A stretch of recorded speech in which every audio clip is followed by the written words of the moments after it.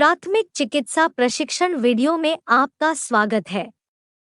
हम जानते हैं कि एक निर्माण स्थल एक बहुत ही खतरनाक जगह हो सकती है। इसीलिए पूरे उद्योग में सुरक्षा प्रशिक्षण और उपयुक्त सुरक्षात्मक उपकरणों के उपयोग पर जोर दिया जाता है। हालांकि दुर्घटनाएं होती हैं और लोगों को स्वास्थ्य आपात स्थिति का अनुभव हो सकता है। इस प्रशिक्षण वीडियो में आप सीखेंगे कि योग्य स्वास्थ्य कार्यकर्ता के उपलब्ध होने या पीड़ित के स्वास्थ्य केंद्र में पहुंचने से पहले उचित और प्रभावी सहायता कैसे प्रदान की जाए। एक अच्छी तरह से स्टॉक और कार्यात्मक प्राथमिक चिकित्सा किट में शामिल है। मिश्रित आकार में बाज चिपकने वाली पट्टियां, मिश्रित आकारों में बाज धुंध पैड, हाइपोएलर्जेनिक चिपकने वाला टेप, कैंची, चिमटी, सुई, एस पट्टी, सिक्त तौलिए, एंटीसेप्टिक, मिश्रित आकार में स्प्लिंट्स, पेट्रोलियम जेली, सुरक्षा पिन के मिश्रित आकार, एंटीबैक्टीरियल साबुन, एंटीबायोटिक मरहम, लेटेक्स दस्ताने और फेस मास्क, सनस्क्रीन, एस्पिरिन और या इबुप्रोफेन, आइस पैक, थर्मामीटर, जीभ ब्लेड। आइए अब हम कई प्रकार की चोटों को देखें जो उत्पन्न हो सकती हैं और उनका इलाज कैसे किया जा सकता है। छिद्र घाव। हालांकि दर्दनाक यह हानिरहित लग सकता है, लेकिन पंचर घावों में संक्रमण का खतरा होता है और अगर अनुपचारित छोड़ दिया जाए तो गंभीर जटिलताएं हो सकती हैं। एक चिकित्सक से परामर्श करें। यदि चोट मामूली है तो इसे साबुन और पानी से साफ करें और संक्रमण को रोकने के लिए नियोस्पोरिन जैसे एंटीबायोटिक मरहम लगाएं। झटका। शॉक एक जानलेवा स्थिति है जो तब होती है जब शरीर को पर्याप्त रक्त प्रवाह नहीं मिल रहा होता है। यह कई अंगों को नुकसान पहुंचा सकता है। सदमे के लिए तत्काल चिकित्सा उपचार की आवश्यकता होती है और यह बहुत तेजी से खराब हो सकता है। सदमे में व्यक्ति का रक्तचाप बेहद कम होता है। चिकित्सा सहायता आने तक क्या करें? व्यक्ति के वायुमार्ग, श्वास और परिसंचरण की जांच करें। यदि आवश्यक हो, बचाव श्वास और सीपीआर शुरू करें। यहाँ तक कि अगर व्यक्ति अपने दम पर सांस लेने में सक्षम है तो मदद आने तक कम से कम हर 5 मिनट में सांस लेने की दर की जांच करना जारी रखें। व्यक्ति को गर्म और आरामदायक रखें। तंग कपड़ों को ढीला करें। व्यक्ति को मुंह से कुछ भी न दें जिसमें खाने या पीने के लिए कुछ भी शामिल है। किसी ज्ञात या संदिग्ध रीढ़ की हड्डी में चोट वाले व्यक्ति को न हिलाएं। आपातकालीन चिकित्सा सहायता के लिए कॉल करने से पहले हल्के सदमे के लक्षणों के खराब होने की प्रतीक्षा न करें। जलाना। बर्न्स एक सामान्य, काफी हानिरहित सनबर्न से लेकर खुली लपटों या इलेक्ट्रोक्यूशन के कारण संभावित रूप से जानलेवा 3 डिग्री बर्न तक भिन्न होते हैं। यहाँ बताया गया है कि प्रत्येक के लिए अंतर और देखभाल कैसे करें। फर्स्ट डिग्री बर्न में अक्सर त्वचा में कुछ सूजन और लालिमा होती है। मामूली जलन का इलाज करने से पहले दर्द और सूजन को कम करने के लिए घायल क्षेत्र को ठंडा करें। घाव को कम से कम 10 मिनट के लिए ठंडे पानी में डूबा कर रखें। जले हुए क्षेत्र को ढीले लपेटे हुए बाज धुंध के साथ तैयार करें और मॉइस्चराइजिंग लोशन या एलोवेरा का अर्क लगाएं। दूसरी डिग्री के जलने के परिणामस्वरूप त्वचा की गहरी, अधिक तीव्र लालिमा के साथ साथ सूजन और छाले पड़ेंगे। इसे पहली डिग्री के जलने के रूप में मानें, लेकिन अतिरिक्त देखभाल के साथ।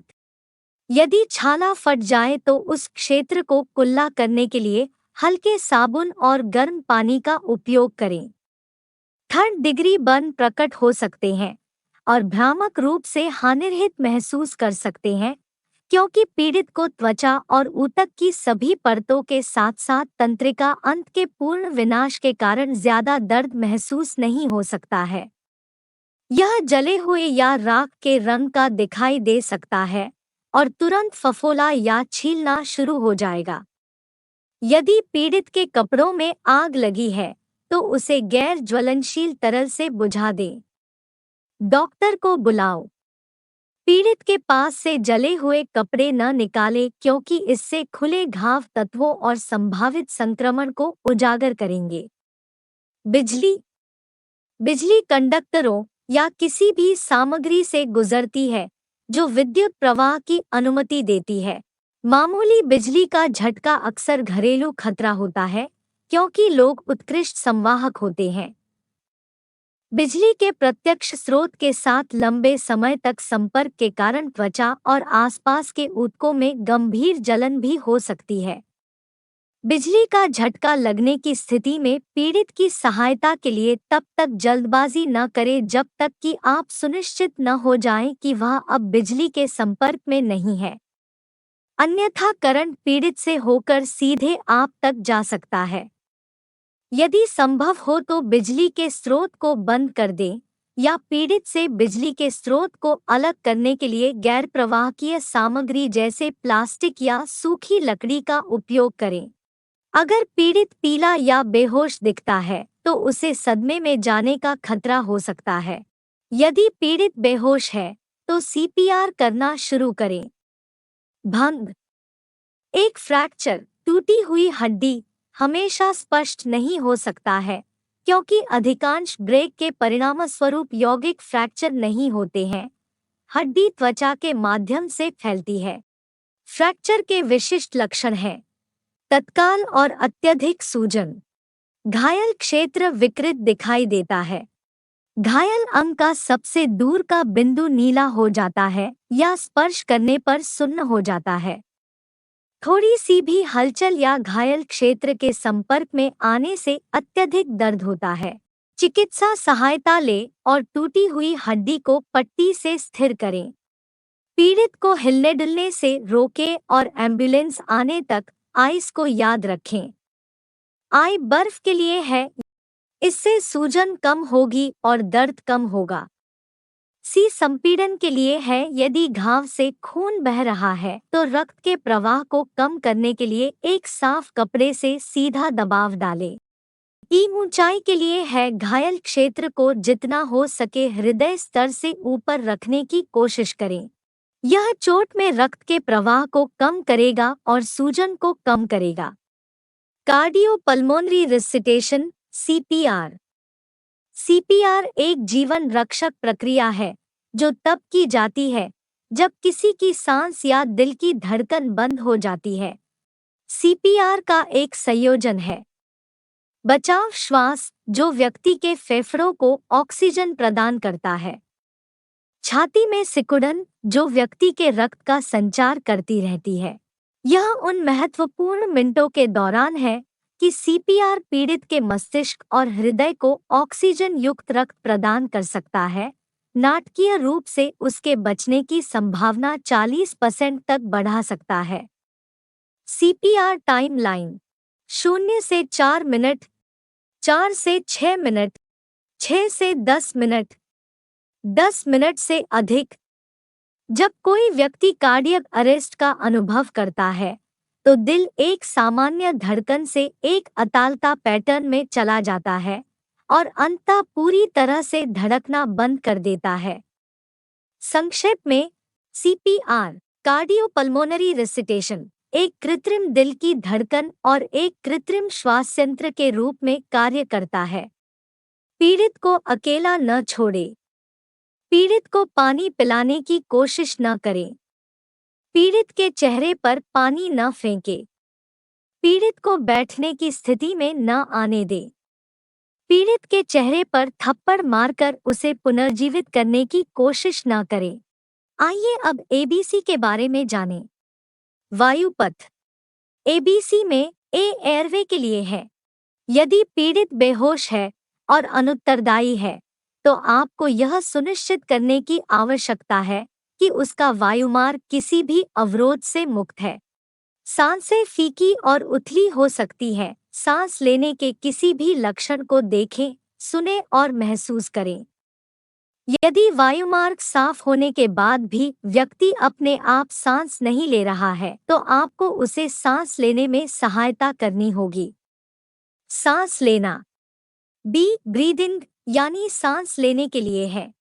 एक बार जब आप हवादार होना शुरू करते हैं, तो हवा को बाहर निकलने से रोकने के लिए अपनी उंगलियों से उसकी नाक को चुटकी ले और पीड़ित के ऊपर अपना मुंह रखें, जिससे एक तंग सील बन जाए। उसकी छाती पर नजर रखें। 2 बार पूरी सांस लें। प्रत्येक सांस के बीच पीड़ित के फेफड़ों को आराम करने दें। यदि पीड़ित अनुत्तरदायी रहता है, तो उसके परिसंचरण की जांच करें। संचलन। सी सर्कुलेशन के लिए है।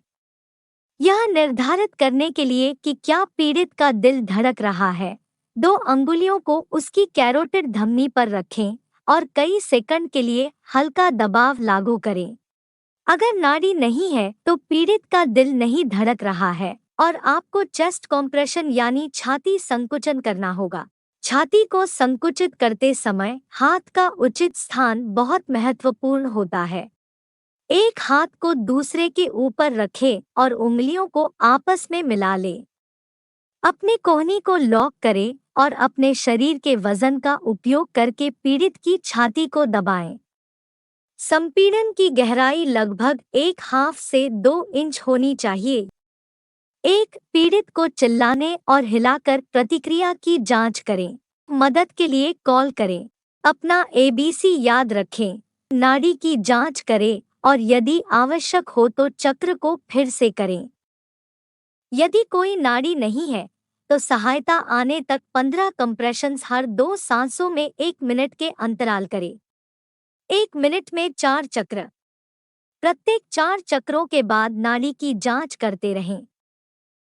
इस प्राथमिक चिकित्सा प्रशिक्षण में भाग लेने के लिए धन्यवाद। याद रखें कि आपकी सुरक्षा न केवल आपके लिए बल्कि आपके आसपास के लोगों के लिए भी महत्वपूर्ण है। सुरक्षा पर विचार करें, फिर सुरक्षित रूप से कार्य करें। शुक्रिया।